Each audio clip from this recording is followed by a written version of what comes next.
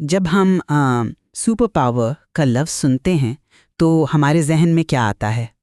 عموماً کچھ بہت ٹھوس، واضح اور ماپنے کے قابل چیزیں، بالکل. جیسے کسی ملک کے ایٹمی ہتھیار، اس کی معیشت کا ہجوم یا پھر فوج کی تعداد۔ ہم انسانوں کو ایسی طاقت پسند ہے جسے گنا جا سکے، جس کا اثر فوراً نظر آئے۔ لیکن کیا ہو اگر میں کہوں کہ ایک ایسی طاقت بھی ہے جس کی کوئی فوج نہیں، کوئی بینک بیلنس نہیں، جو بظاہر ہر میدان میں شکست کھا جاتی ہے، لیکن پھر بھی اسے دنیا کی سب سے بڑی طاقت کہا جاتا ہے؟ اور دلچسپ بات یہ ہے کہ یہ طاقت کسی ملک کے پاس نہیں بلکہ ہر انسان کے اندر موجود ہے. Welcome to the debate. اس فکری مکالمے میں خوش آمدید. آج ہم محمد فاروق راشد کی ایک انتہائی فکر انگیز تحریر، دنیا کی واحد سپر پاور جو ہر جنگ ہار جاتی ہے، پر گفتگو کر رہے ہیں.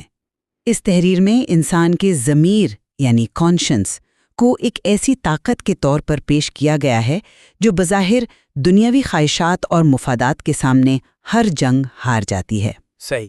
ہمارا آج کا بنیادی سوال یہ ہے کہ کیا ضمیر واقعی ایک سپر پاور ہے جو ہماری اصل رہنمائی کرتا ہے، یا پھر یہ انسانی خواہشات، بائیولوجی اور معاشرتی دباؤ کے سامنے ایک انتہائی کمزور، غیر مؤثر اور رومانویت پر مبنی تصور ہے؟ میرا موقف یہ ہے کہ اگر ہم حقائق، انسانی نفسیات اور معاشرے کو دیکھیں تو ضمیر مسلسل اور بار بار شکست کھاتا ہے، اور اگر ایک طاقت ہر بار اپنے ہی میدان میں ہار جائے تو اسے سپر پاور کہنا صرف ایک خیالی تسلی ہے. میں اس بات کو بالکل مختلف زاویے سے دیکھتا ہوں. میرا موقف یہ ہے کہ ہم ضمیر کی شکست کو غلط انداز میں ناپ رہے ہیں. ضمیر کی اصل طاقت اس کا وقتی طور پر جیتنا نہیں بلکہ اس کا کبھی مکمل طور پر ختم نہ ہونا ہے. اچھا؟ جی، وہ ہارتا نہیں ہے، محض دب جاتا ہے. اور جب انسان تنہا ہوتا ہے تو اس کا دوبارہ جاگ اٹھنا اور انسان کو کٹہرے میں کھڑا کر دینا ہی اس کے ناقابل شکست ہونے کی اصل دلیل ہے. تو آئیے اسی بات سے شروع کرتے ہیں. آپ کہہ رہے ہیں کہ ضمیر ہارتا نہیں ہے، لیکن اگر ہم تحریر کے اس حصے کو دیکھیں جہاں مصنف خود بتاتے ہیں کہ انسان کے اندر فوری فائدے، لذت، طاقت اور شہرت کی شدید خواہشات ہوتی ہیں. اب ایک عملی صورتحال کو دیکھتے ہیں. ایک انسان کو پتا ہے کہ رشوت لینا غلط ہے، اس کا ضمیر اسے روک رہا ہے، لیکن سامنے پڑا ہوا پیسہ، اس کے بچوں کی فیسیں اور معاشرے کا دباؤ، یہ سب مل کر ضمیر کی آواز کو دبا دیتے ہیں. انسان وہ غلط کام کر گزرتا ہے. ٹھیک ہے، لیکن وہ لمحہ جب ضمیر نے کہا نہیں اور انسان نے کہا ہاں، کیا وہ ضمیر کی واضح شکست نہیں ہے؟ دیکھیں، اسے محض شکست کہنا تصویر کا ایک رخ دیکھنا ہے. جب وہ انسان وہ پیسہ اٹھاتا ہے تو کیا اس کے اندر کی بے چینی ختم ہو جاتی ہے؟ تحریر اسی لیے اسے ایک خاموش حکمران کہتی ہے. خاموش حکمران. بالکل. ضمیر وقتی فیصلے کی جنگ ہار سکتا ہے، لیکن وہ انسان کے اندر ایک مستقل مزاحمت چھوڑ جاتا ہے. ہارنے کا مطلب تو یہ ہے کہ وجود ہی ختم ہو جائے، تسلیم کر لیا جائے کہ اب سے رشوت لینا ہی ٹھیک ہے. لیکن وہ انسان جانتا ہے کہ اس نے غلط کیا ہے. لیکن ایک خاموش حکمران کا عملی دنیا میں کیا فائدہ؟ ذرا اس تشبیہ کو سیاسی اور عملی دنیا میں رکھ کر دیکھیں. ایک ایسا بادشاہ جو تخت پر بیٹھا ہے لیکن اس کی اپنی رعایا یعنی انسان کے اپنے اعمال اس کی بات نہیں سن رہے. صحیح. وزیر جو کہ ہماری خواہشات اور عادات ہیں وہ اصل فیصلے کر رہے ہیں. اگر ایک حکمران اپنی ریاست میں کوئی قانون لاگو نہیں کروا سکتا تو تاریخ اور سیاست اسے کٹھ پتلی کہتی ہے، سپر پاور نہیں. میں اس تشبیہ کو تھوڑا آگے بڑھاتا ہوں. ایک کٹھ پتلی حکمران کی ریاست چل سکتی ہے اگر اس کے وزراء سمجھدار ہوں، لیکن یہاں معاملہ الگ ہے. وہ کیسے؟ تحریر میں ایک بہت گہری لائن ہے. طاقت بغیر ضمیر کے ایک اندھی تلوار بن جاتی ہے. جب آپ اس خاموش حکمران کو قید کر دیتے ہیں تو جو قوتیں یعنی خواہشات اور مفادات آزاد ہوتے ہیں وہ ریاست کو چلاتے نہیں ہیں، تباہ کرتے ہیں. آپ تاریخ اٹھا کر دیکھ لیں، جن عظیم سلطنتوں نے ضمیر کو دبایا وقتی طور پر وہ ناقابل شکست لگیں، لیکن ان کا انجام کیا ہوا؟ ضمیر کٹھ پتلی حکمران نہیں ہے، یہ کشش ثقل کے قانون کی طرح کام کرتا ہے. آپ جہاز بنا کر وقتی طور پر اس قانون کے خلاف اڑ سکتے ہیں، لیکن آپ اسے ہمیشہ کے لیے نظر انداز نہیں کر سکتے.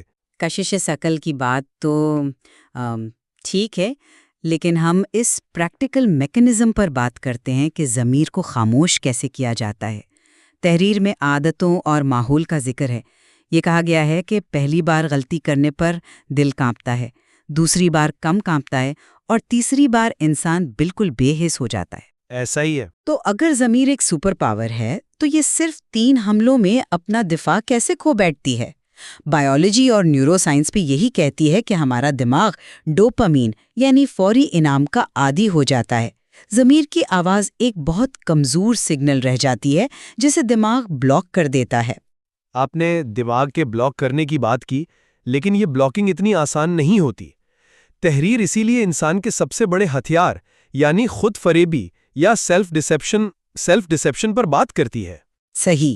جب ایک معاشرہ جھول کو معمول بنا دیتا ہے تو انسان اپنے ضمیر کو چپ کرانے کے لیے بہانے تراشتا ہے۔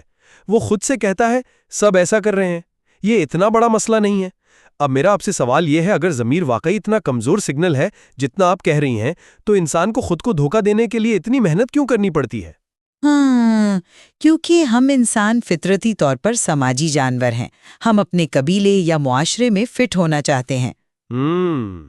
جب ہمارا فعل قبیلے کے اصولوں سے ٹکراتا ہے تو ہم لاشعوری طور پر ایک کہانی بناتے ہیں تاکہ ہمارا دماغ پرسکون رہ سکے۔ بالکل، اور وہ کہانی کیوں بنانی پڑتی ہے؟ کیونکہ ضمیر کا دباؤ شدید ہوتا ہے۔ اگر ضمیر محض ایک کمزور آواز ہوتی تو انسان سیدھا جا کر غلط کام کر لیتا، اسے کسی جواز یا کسی مصنوعی بیانیے کی ضرورت نہ پڑتی۔ اچھا، تو آپ کے خیال میں بہانے بنانا ضمیر کی طاقت ہے؟ جی، خود فریبی دراصل ضمیر کی طاقت کا سب سے بڑا اعتراف ہے۔ آپ کو ایک جھوٹی کہانی صرف اس لیے گھڑنی پڑتی ہے تاکہ آپ اپنے اندر کے اس حکمران کو وقتی طور پر چپ کرا سکیں۔ اگر بغاوت کرنے والے کو پتا ہو کہ بادشاہ کمزور ہے تو وہ اسے سیدھا قتل کر دیتا ہے، اسے بادشاہ کے سامنے صفائیاں پیش کرنے کی ضرورت نہیں پڑتی۔ میں آپ کی بات سمجھ رہی ہوں، لیکن مسئلہ یہ ہے کہ نتیجہ تو وہی نکل رہا ہے نا۔ ایک کارپوریٹ دفتر کی مثال لیتے ہیں۔ جی، بتائیں۔ ایک شخص کو پتہ چلتا ہے کہ اس کی کمپنی عوام کو دھوکہ دے رہی ہے۔ اس کا ضمیر اسے کہتا ہے کہ آواز اٹھاؤ، لیکن پھر خود فریبی کا میکینزم آن ہوتا ہے۔ میرے اکیلے بولنے سے کیا ہوگا، میری نوکری چلی جائے گی، یا سب خاموش ہیں تو میں کیوں بولوں؟ اس پروسیس میں ضمیر نے مزاحمت تو کی، لیکن عملی طور پر وہ شکست کھا گیا۔ اس شخص نے خاموشی اختیار کر لی۔ اب آپ اسے ضمیر کی طاقت کا نام دے رہے ہیں، جبکہ حقیقت میں یہ ضمیر کی بے بسی ہے۔ اسے بے بسی کہنا جلد بازی ہے۔ جب وہ شخص خاموش ہو جاتا ہے اور کام پر واپس جاتا ہے تو کیا اس کی زندگی معمول پر رہتی ہے؟ کوگنیٹو ڈسوننس ایک نفسیاتی حقیقت ہے۔ بالکل ہے۔ تو جب آپ کے اعمال اور آپ کا اندرونی سچ آپس میں ٹکراتے ہیں تو انسان اندر سے ٹوٹنا شروع ہو جاتا ہے۔ بے خوابی، ذہنی دباؤ، چڑچڑاپن، یہ سب کیا ہے؟ یہ ضمیر کی بقا کی نشانیاں ہیں۔ آپ نے باہر کی دنیا میں تو خاموشی اختیار کر لی، لیکن اندر کی دنیا میدان جنگ بن چکی ہے۔ تحریر کہتی ہے کہ ضمیر اصل میں ہارتا نہیں، وہ مسلسل اندر سے دستک دیتا رہتا ہے۔ کان چھوڑ دے، اسے ہارا ہوا ہی مانا جاتا ہے۔ ہم نے ایک عجیب سا یعنی رومانوی تصور بنا لیا ہے کہ اگر انسان اندر سے بے چین ہے تو مطلب اس کا ضمیر زندہ ہے، لہٰذا وہ ہار نہیں مان رہا۔ لیکن دنیا تو عمل سے چلتی ہے۔ وہ شخص جس نے رشوت لی، اس نے اس پیسے سے گھر بنا لیا۔ وہ کارپوریٹ ملازم جس نے خاموشی اختیار کی، اسے پروموشن مل گئی۔ دنیا انہیں کامیاب مان رہی ہے۔ اور یہی تحریر کا اگلا اہم نقطہ ہے۔ دنیا کامیابی کو پیسے، طاقت اور شہرت سے ناپتی ہے، لیکن سوال یہ ہے کہ کامیابی کی اس تعریف کا حتمی نتیجہ کیا ہے؟ مادی سکون؟ بظاہر ہاں، آپ نے کہا کہ وہ گھر بنا لیتا ہے یا پروموشن لے لیتا ہے، لیکن انسان صرف گوشت پوشت کا اور مادی ضرورتوں کا مجموعہ نہیں ہے۔ مصنف نے ضمیر کو ایک چراغ سے تشبیہ دی ہے۔ آپ جتنی بھی مادی کامیابیاں سمیٹ لیں، اگر وہ چراغ بجھنے کے قریب ہے تو آپ ایک چلتی پھرتی مشین بن جاتے ہیں۔ آپ کا احساس بھر جاتا ہے۔ یہ کوئی رومانوی بات نہیں ہے، یہ انسانیت کی بقا کا مسئلہ ہے۔ مجھے یہاں شدید اختلاف ہے۔ آپ کہہ رہے ہیں کہ یہ انسانیت کی بقا کا مسئلہ ہے۔ میں کہتی ہوں کہ اگر آپ ضمیر کی سنیں گے تو اکثر اوقات آپ کی اپنی دنیاوی بقا خطرے میں پڑ جائے گی۔ وہ کیسے؟ آپ ریئل ورلڈ یعنی عملی دنیا کی بات کریں۔ وسل بلورز کی مثال لے لیں۔ ایڈورڈ سنوڈن ہو یا کوئی اور جس نے اپنے ضمیر کی آواز پر لبیک کہا، کیا ہوا ان کے ساتھ؟ انہیں قیمت چکانی پڑی۔ بالکل، انہیں نوکریاں گنوانی پڑی، جلاوطنی کاٹنی پڑی، جیل جانا پڑا۔ وہ لوگ جنہوں نے اپنے ضمیر کی سنی، دنیاوی نظام نے انہیں کچل کر رکھ دیا۔ تو اگر اپنے ضمیر کے ساتھ جیت جانا اتنی ہی بڑی کامیابی ہے تو یہ اتنی بھاری قیمت کیوں مانگتی ہے؟ کیا یہ ان ہارنے والوں کو دی جانے والی ایک نفسیاتی تسلی نہیں ہے؟ کیا واقعی وہ ہار گئے ہیں؟ آپ انہیں دنیا کے مادی پیمانے پر ہارا ہوا دیکھ رہی ہیں۔ سنوڈن یا کسی بھی وسل بلوئر کی مثال لے لیں، ان کا سکون اس بات میں نہیں ہے کہ انہیں کتنا پیسہ ملا یا ان کا کریئر کتنا شاندار رہا۔ صحیح۔ ان کا سکون اس بات میں ہے کہ انہیں اپنے آپ سے آنکھیں چرانے کے لیے خود فریبی کا سہارا نہیں لینا پڑا۔ وہ اندھی تلوار جس کا ہم نے پہلے ذکر کیا، جو طاقت اور مفاد پر مبنی ہے، وہ انسان کی اپنی روح کو کاٹتی ہے۔ آپ مجھ سے پوچھتی ہیں کہ ضمیر کی بات ماننا اتنی بھاری قیمت کیوں مانگتا ہے؟ جی بالکل، اس لیے کہ حق اور باطل کی جنگ سستی نہیں ہوتی۔ اگر ضمیر محض ایک کمزور آواز ہوتی تو یہ لوگ اتنی بڑی قربانیاں کیوں دیتے؟ ایک کمزور آواز کے لیے کوئی اپنا کریئر اور آزادی داؤ پر نہیں لگاتا۔ یہ اس بات کا ثبوت ہے کہ ضمیر کی طاقت ان تمام ایٹمی اور معاشی طاقتوں سے زیادہ ہے، کیونکہ یہ انسان کو وہ قدم اٹھانے پر مجبور کر دیتی ہے جو بظاہر اس کے اپنے مادی مفاد کے خلاف ہوتا ہے۔ لیکن ذرا سوچیں، ایسے کتنے لوگ ہیں جو یہ قدم اٹھاتے ہیں؟ لاکھوں میں کوئی ایک؟ باقی 99% لوگ تو خاموشی سے سسٹم کا حصہ بن جاتے ہیں۔ اور تحریر خود اس بات کی گواہی دیتی ہے کہ معاشرے کا نظام اور انسان کی اپنی خواہشات ضمیر کو دبا دیتی ہیں۔ یہ تلخ حقیقت ہے۔ ایک اور اہم پہلو جس پر میں بات کرنا چاہتی ہوں وہ جدید دور کی اسکرینوں اور ذہنوں پر لڑی جانے والی جنگ ہے۔ آج ہم پر انفارمیشن اور پروپیگنڈا کی بمباری ہو رہی ہے۔ سوشل میڈیا، خبریں اور الگوریدمز مسلسل یہ طے کر رہے ہیں کہ ہم کیا سوچیں، کیا محسوس کریں۔ بالکل۔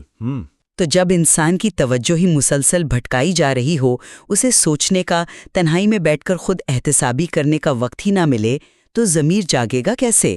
آپ نے کہا تھا نا کہ ضمیر تنہائی میں جاگتا ہے، لیکن آج کے انسان کے پاس تو تنہائی بچی ہی نہیں ہے۔ اس کے کانوں میں ہر وقت شور ہے۔ یہ آپ نے بہت زبردست بات کی ہے۔ واقعی جدید دور کی سب سے بڑی جنگ توجہ کی جنگ ہے۔ ہم مسلسل اسکرینوں سے چپکے ہوئے ہیں تاکہ ہمیں اپنے اندر کی آواز نہ سننی پڑے۔ صحیح۔ لیکن اس شور کے باوجود کیا ہم واقعی پرسکون ہیں؟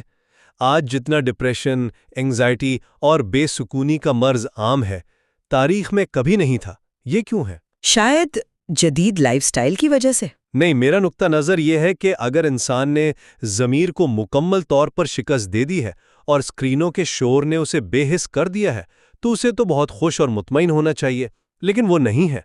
یہ بے سکونی ہی اس بات کا علام ہے کہ اندر کا چراغ مدھم تو ہے لیکن مکمل بجھا نہیں ہے۔ وہ مسلسل خبردار کر رہا ہے کہ کچھ غلط ہو رہا ہے۔ تو آپ یہ مانتے ہیں کہ چراغ مدھم پڑ رہا ہے؟ میرا نقطہ نظر یہی ہے کہ وہ چراغ اس وقت اتنا مدھم پڑ چکا ہے کہ عملی زندگی کے راستوں پر اس کی روشنی نہیں پڑ رہی۔ اگر آپ ایک تاریک جنگل میں ہیں اور آپ کے پاس ایک چراغ ہے جو بجھنے والا ہے، تو کیا آپ اسے اپنی سپر پاور کہیں گے؟ دلچسپ سوال ہے۔ وہ آپ کو راستہ نہیں دکھا پا رہا، وہ محض آپ کو یہ بتا رہا ہے کہ آپ اندھیرے میں ہیں۔ ایک سپر پاور کو ایکٹیو ہونا چاہیے، اسے مسائل کو حل کرنا چاہیے۔ ضمیر ہمیں مسئلہ بتا رہا ہے، لیکن مسئلہ حل کرنے کی طاقت یعنی قوت ارادی وہ خواہشات اور عادات کے ہاتھوں یرغمال بن چکی ہے۔ آپ کا تاریک جنگل کا استعارہ بہت دلچسپ ہے، لیکن میں کہوں گا کہ اگر وہ چراغ صرف اتنا بھی بتا رہا ہے کہ آپ اندھیرے میں ہیں تو یہی اس کی سب سے بڑی کامیابی ہے۔ وہ کیسے؟ کیونکہ دوسری صورت تو مکمل اندھاپن ہے۔ اگر وہ چراغ مکمل طور پر بجھ جائے تو آپ کو اندھیرے کا احساس ہی ختم ہو جائے گا، آپ اس اندھیرے کو ہی روشنی سمجھنے لگیں گے، اور یہی تو معاشرتی زوال کی سب سے نچلی سطح ہوتی ہے، جب ظلم کو طاقت اور جھوٹ کو ذہانت کہا جانے لگے۔ ضمیر کا کام اندھیرے کو ختم کرنا نہیں ہے، اس کا کام آپ کو یہ یاد دلانا ہے کہ آپ اندھیرے میں ہیں۔ روشنی کی طرف چلنا انسان کے ارادے کا کام ہے۔ آپ ضمیر اور قوت ارادی کو ملا کر دیکھ رہی ہیں، جبکہ یہ دو الگ چیزیں ہیں۔ ضمیر نیویگیشن سسٹم ہے، انجن نہیں۔ اگر انجن خراب ہے تو اس میں نیویگیشن سسٹم کا کیا قصور؟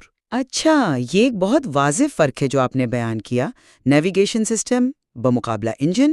اور شاید مصنف بھی یہی کہنا چاہتے ہیں جب وہ لکھتے ہیں کہ سچ ضمیر کو طاقت دیتا ہے اور خود احتسابی سے اس چراغ کی حفاظت کی جا سکتی ہے۔ بالکل۔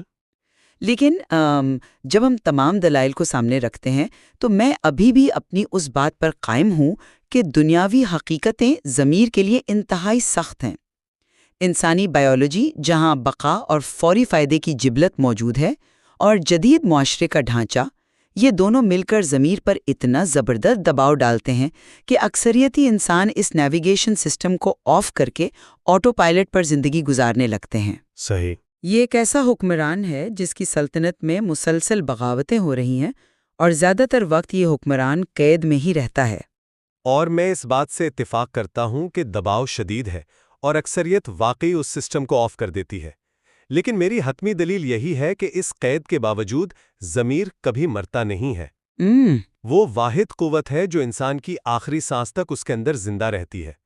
دنیا کی ایٹمی اور معاشی طاقتیں وقت کے ساتھ زوال پذیر ہو جاتی ہیں، ٹوٹ جاتی ہیں، تاریخ کے صفحات میں گم ہو جاتی ہیں، لیکن انسان کا ضمیر ہر دور میں، ہر نسل میں نئے سرے سے جاگتا ہے۔ یہ وہ واحد سپر پاور ہے جو شکست کھانے کے باوجود دوبارہ کھڑی ہو جاتی ہے۔ اس کی امر یا امورٹل حیثیت ہی اس کی اصل طاقت ہے۔ اس بحث سے ایک بات تو بالکل واضح ہے کہ ہم دونوں اس تحریر کے اس بنیادی خیال سے متفق ہیں کہ انسان کے اندر حق اور باطل، سچ اور جھوٹ کی ایک مستقل اور نہ ختم ہونے والی جنگ جاری ہے۔ بالکل۔ ہم سب روزانہ اپنے ہر چھوٹے بڑے فیصلے میں اس جنگ کے میدان میں کھڑے ہوتے ہیں۔ سچ بولنا ہے یا جھوٹ، کسی کا حق دینا ہے یا چھیننا ہے، انصاف کرنا ہے یا خاموش رہنا ہے۔ ایسا ہی ہے، اور ہمارا بنیادی اختلاف صرف اس بات پر ہے کہ اس جنگ میں ہار اور جیت کا معیار کیا ہے۔ کیا مادی کامیابی اصل جیت ہے یا اندرونی سچائی کی بقا؟ اور ضمیر کا مسلسل دباؤ میں رہنا اس کی کمزوری ہے یا اس کی ناقابل تسخیر نوعیت کا ثبوت؟ یہ وہ پہلو ہیں جنہیں ہم نے مختلف زاویوں سے پرکھا ہے۔ اور یہی وہ مقام ہے جہاں ہم اس گفتگو کو آپ پر چھوڑتے ہیں۔ آج ہم نے اس طاقت کا جائزہ لیا جو ہمارے اندر موجود ہے۔ اب یہ آپ کو طے کرنا ہے کہ آپ کے اندر کا نیویگیشن سسٹم، وہ مدھم سا چراغ، کس حالت میں ہے۔ کیا آپ نے بھی اسے معاشرتی دباؤ اور خود فریبی کے پردوں کے پیچھے چھپا دیا ہے؟ یا پھر آپ آج بھی رات کی تنہائی میں اس خاموش حکمران کے سامنے کھڑے ہونے کی ہمت رکھتے ہیں؟ تو اگلی بار جب آپ کے سامنے کوئی ایسا فیصلہ آئے جہاں فوری دنیاوی فائدہ ایک طرف ہو اور اندر کی وہ مدھم سی آواز دوسری طرف، تو ذرا رکیے گا اور سوچئے گا کہ کیا آپ واقعی اس نیویگیشن سسٹم کو آف کرنا چاہتے ہیں؟ آج کے مکالمے میں بس اتنا ہی۔ سننے کا بہت شکریہ۔ خدا حافظ۔